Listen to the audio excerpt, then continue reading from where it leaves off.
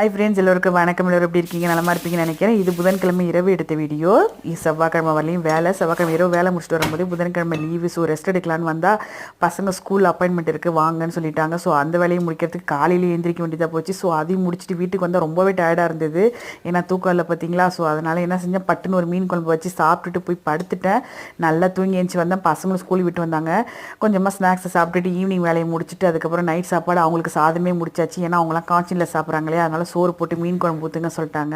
அதனால் அவங்க வேலையை முடிச்சுட்டு நான் மட்டும் சப்பாத்தி போடலான்னு சொல்லிட்டு ரெடி பண்ணேன். இந்த சப்பாத்தி மாவு உருட்டுறப்ப தான் ஒரு யோசனை வந்துச்சு. எங்கள் வீட்டில் எங்கள் அம்மா எல்லா மாவையும் பிசைஞ்சு நடு கூடத்தில் உட்காந்து அதுக்கப்புறம் இந்த நியூஸ் பேப்பரோ இல்லை மோரமோ போட்டு அதில் எல்லாத்தையும் போட்டு எடுத்துகிட்டு வந்து தான் எனக்கு கொடுப்பாங்க. எல்லாருக்கும் போட்டு சாப்பிடுவோம். ஆனால் இப்போல்லாம் அப்படியே ஈஸியாக பக்கத்துலேயே போட்டு பக்கத்துலேயே சாப்பிட்டுடுறோம்.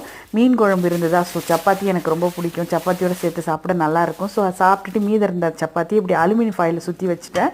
நல்லாயிருக்கும். ட்ரை பண்ணி பாருங்கள். அடுத்த வீடியோவில் பார்க்கலாம். பை.